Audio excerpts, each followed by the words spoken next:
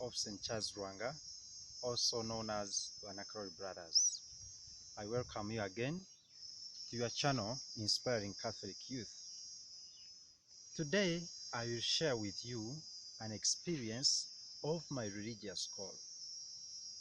Well, I must admit that it has been and is still by God's providence that I have managed to be here where I am today. I was born and raised in a Catholic family in the southwestern part of Uganda. And all along through my childhood, I desired to become a priest. It was not until I joined O-level in a school which was run by the brothers that my mind was changed to desiring becoming a religious. And how did this happen? Here is how it happened. In my school where I had O-level, as I said, it was a school run by the brothers of St. Charles Rwanga. The brothers taught us in class and always interacted with us beyond the four walls of the classroom.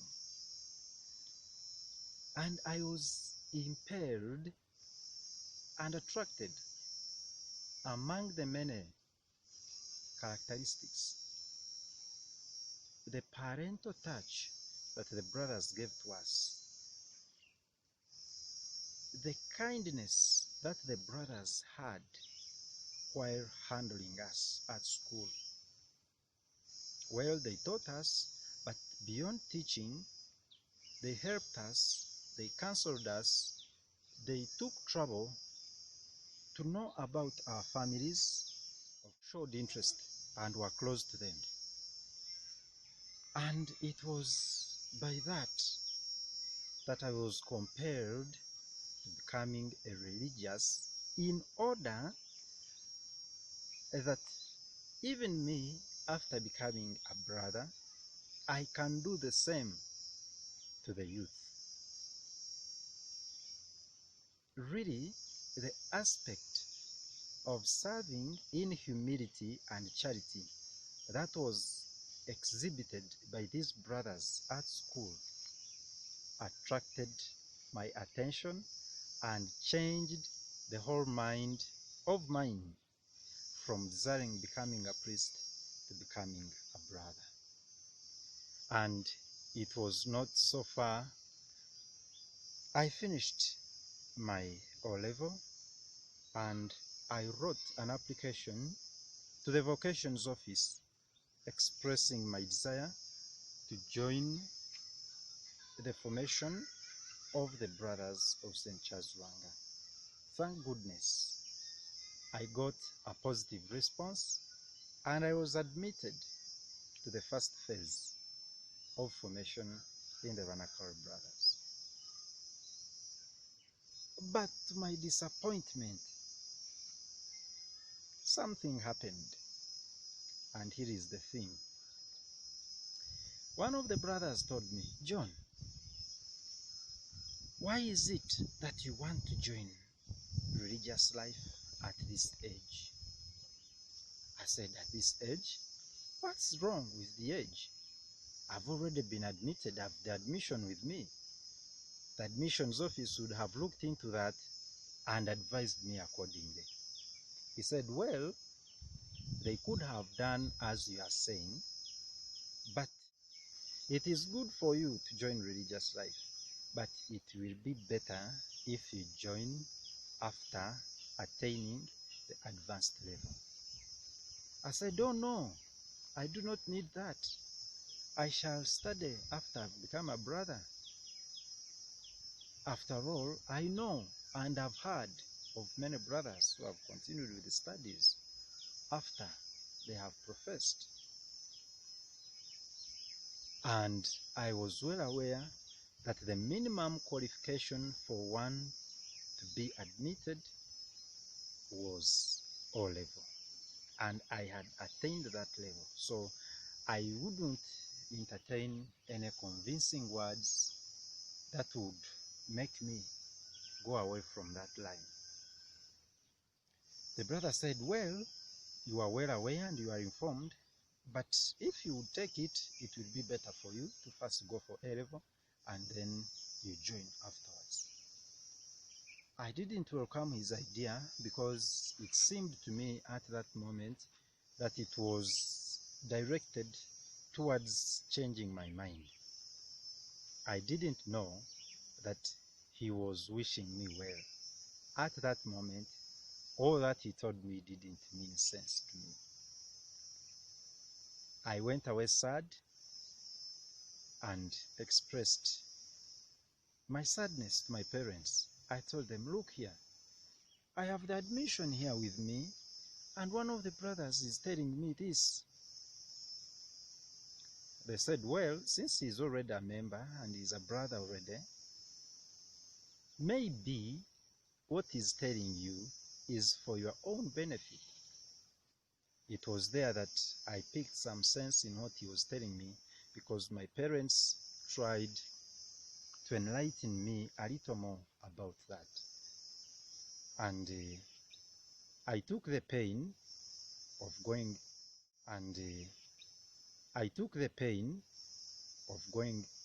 to attain A level, and I abandoned joining the religious life after senior 4.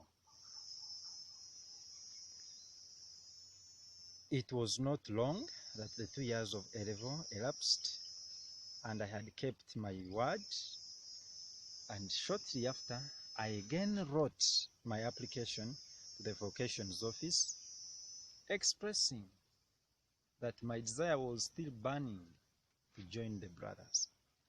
Well, they responded me positively as before, and I was admitted to the first stage of formation. Thank goodness I reported, and all went on well. It was a good experience. We met many young men from different parts of the country and beyond. We had members from Kenya, we had members from Democratic Republic of Congo, and others were from Uganda. And it was fun interacting with those people at a tender age. We have a lot of desires to know about culture, about this, about that. And it was a good time of exploration.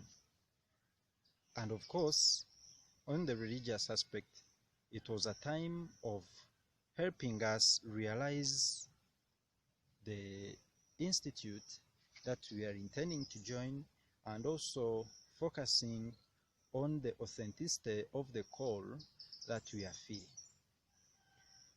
And after the first formation stage, we were sent on holiday. And that holiday was to help us prepare ourselves for the next stage of formation, and that would be the novitiate. So while I went home, very happy that I had started on the path of the life I had always wanted, I got an opportunity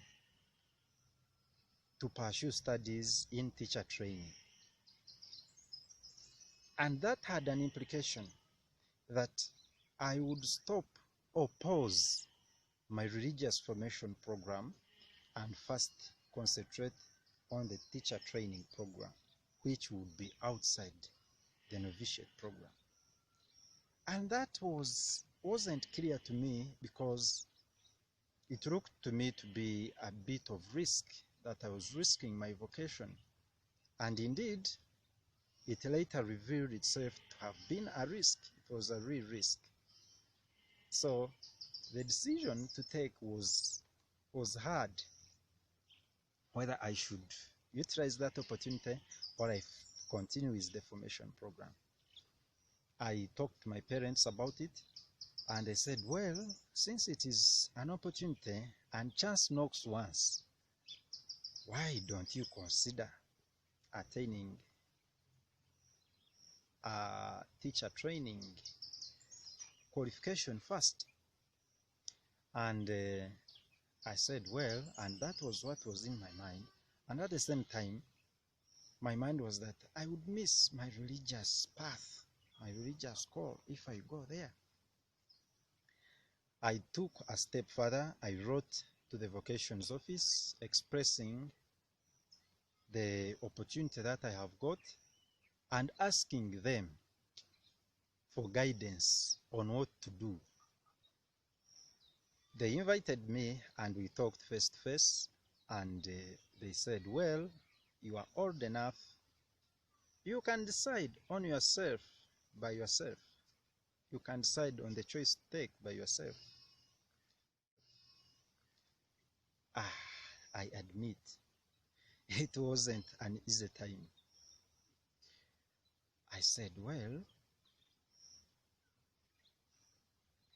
allow me pursue studies in teacher training, and after I shall come back and continue with formation. They said, well, we respect your decision. Since you are old, we allow you to follow your mind, your conscience. And they let me free. I went, pursued a course in teacher training for 2 years, which I finished successfully. And at the completion, I wrote again, at this time with mixed feelings. I was, will these people really admit me for the third time? Because practically this was the third time me applying to join formation in the same religious congregation. So I was hesitant at the start, but later with prayer and interaction, sharing with friends, they said, well, venture, write to them. I wrote, and the response was positive. They welcomed me. I joined the formation program, resuming from where I had stopped, and I went to the novitiate, and the novitiate time passed on, moved on so well. And there is something to note here, that the novitiate program was a time when we were completely cut off from interaction with the outside world beyond the four walls of the team, allows the one being called to deeply strengthen the relationship with God and make a solid and informed decision to discern that this will be the life that I have embraced, that I will live gracefully. And I was admitted to the first vows, which are also known as temporary vows, but in the deep sense, they are permanent vows. They are perpetual vows. And that is what I believe, that is what I perceive in me. And after taking the vows, I was sent out for the mission, for the apostolate, and I'm doing the apostolate in a secondary school in correspondence with what I studied, and I'm finding it a good experience interacting with the youth and also interacting with my members in the community. I live in a community of 5 brothers. We share the joys and sorrows together, advise and help one another to continue walking on the path of Christ. We follow the Uganda Martyrs to continue treading in the footsteps of the Uganda Martyrs. That is briefly my experience of my religious call, and if it may teach you 1 or 2 aspects, thank God. Please like our channel, subscribe, comment, and share with friends to know more about our Catholic faith, the traditions, norms, and beliefs. Bye for now.